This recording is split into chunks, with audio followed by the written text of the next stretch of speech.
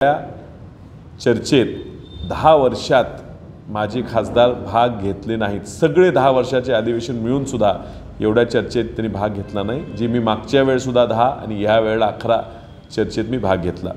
वेगवेगळे मुद्दे मांडता आले, जवळजवळ 25 प्रश्न ह्या अधिवेशनात सुद्धा मला त्या ठिकाणी टाकता आले, त्याची उत्तरं मंत्र्यांकडनं मला घेता आली। खूप वेगवेगळे विषय आहेत आणि त्यात पूर्ण सविस्तर मी तुम्हाला सांगेनच। पण ह्या वेळेला पहिल्यांदा सांगलीच्या इतिहासात खाजगी विधेयक सांगलीच्या खासदारांनी मांडलं।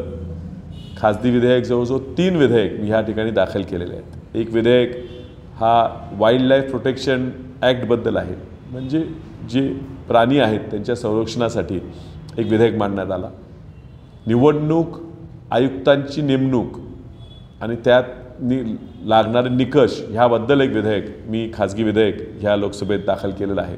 आणि सर्वात महत्त्वाचं म्हणजे जर्नलिस्ट प्रोटेक्शन ॲक्ट, एक देशपातळीवरचं विधेयक जेणेकरून पत्रकारांना संरक्षण मिळावं, त्यांच्यावर होणारे हमले, त्यांच्यावर दिल्या जाणाऱ्या धमक्या, त्यांना जो सोर्स असतो, ती जी सोर्सची गोपनीयता असते, तो सोर्स गोपनीय ठेवण्याचा अधिकार सुद्धा त्यांना प्राप्त व्हावा, ह्यासाठी हा विधेयक मी ह्या ठिकाणी दाखल केला आहे। कदाचित पुढच्या किंवा त्याच्या पुढच्या अधिवेशनात हा चर्चेला सुद्धा येईल, त्यावेळी सगळ्यांची चर्चा करून आपण त्यात आणखी मुद्दे मांडू।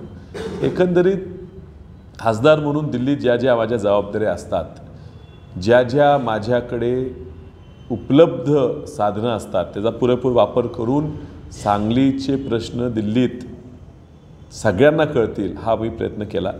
प्रचारात सुद्धा सांगितलं होतं की सगळ्यात जास्त बोलणारा खासदार हा विशाल पाटील असणार आणि त्या दृष्टीनं मी कामकाज त्या ठिकाणी केलेलं आहे। मला प्रत्येक विषयावर बोलायला कमी वेळ जरी मिळाला तरी मी जवळजवळ प्रत्येक विषयावर बोलायचा प्रयत्न करतो, मुद्दे मांडायचा प्रयत्न करतो।